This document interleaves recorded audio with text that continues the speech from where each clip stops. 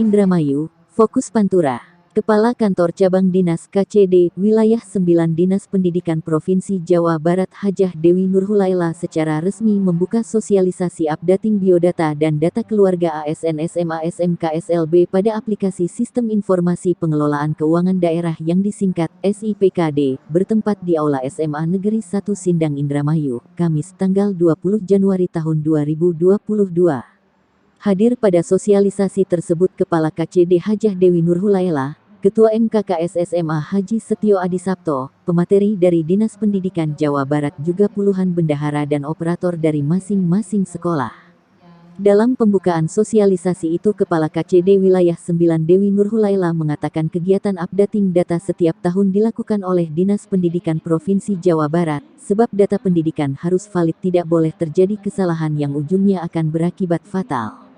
Kepala KCD, Dewi, juga menjelaskan bahwa pengisian data yang kurang sesuai dan adanya berbagai kekeliruan nantinya pada proses updating akan diperbaiki, seperti adanya guru yang mutasi, jumlah siswa baru ada berapa, jumlah yang sudah lulus berapa, termasuk jumlah kelas ada berapa. Dewi juga menuturkan bahwa data yang diupdate itu semuanya, diantaranya laporan siswa, guru, tenaga kependidikan lengkap dengan disertai alamat dan identitas lainnya. Kepala KCD Wilayah 9 Dewi Nurhulaila juga mengingatkan kepada bendahara, operator termasuk kepala sekolah agar pengisian data updating seyogyanya harus berhati-hati agar tidak ada kesalahan atau membuat data yang mengada-ada hingga terjadi ada temuan. Ditegaskannya Dewi, pihaknya berharap kegiatan sosialisasi yang diselenggarakan Dinas Pendidikan Provinsi Jawa Barat ini agar dapat diikuti oleh para peserta dengan baik dan tidak dibuat main-main. Hal itu berkaitan dengan tugas dan tanggung jawab bendahara dan operator di sekolahnya masing-masing.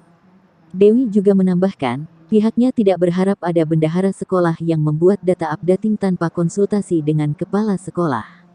Tugas bendahara di sekolah sudah jelas, yang artinya tidak boleh membuat laporan data updating yang tidak diketahui kepala sekolah.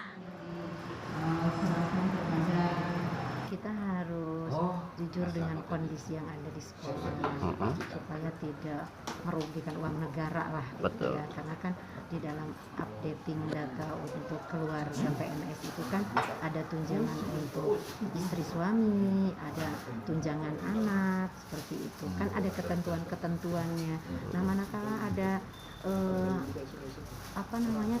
keluarga kita yang sudah tidak lagi menjadi tunjangan pemerintah, ya jangan dipaksakan masuk gitu. Jangan dibikin-bikin lah gitu ya.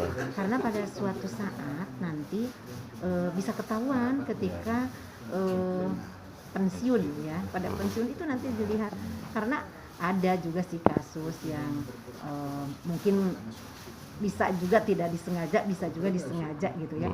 Jadi ada yang lalai dengan data itu sehingga pada saat pensiun dihitung mundur gitu, sehingga negara tidak mau tahu kan, harus mengembalikan. Nah, jangan sampai terjadilah hal seperti itu. Jadi kita harus jujur dengan kondisi masing-masing gitu ya, apalagi dari pihak sekolah ya, khususnya kepada para kepala sekolah, dan harus mengawal terus mendampingi para operator gitu dalam mengisi atau menginput data, karena pada akhirnya nanti kembali kepada pimpinan. Terus karena kan yang menjadi puncak pimpinan di sekolah adalah kepala sekolah, dan yang bertanggung jawab seluruh administrasi di sekolah adalah kepala sekolah gitu. Baik itu administrasi keuangan, administrasi pegawai, administrasi sarana prasarana, administrasi keuangan, siswa, semuanya itu yang bertanggung jawab kepala sekolah gitu.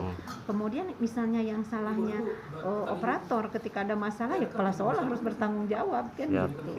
Seperti itu, jadi harus saling bersinergi. Ya betul. Kemudian ya dipantau gitu. Jadi jangan tapi sudahnya seperti apa loh gitu maksudnya. Jadi harus dipantau sudahnya itu sampai di mana, sudahnya itu sudah benar atau belum, bukan sudah diinput saja, tetapi sudah diinput dan benar. Dari Indramayu, Jujung Juhanda Fokus Pantura melaporkan.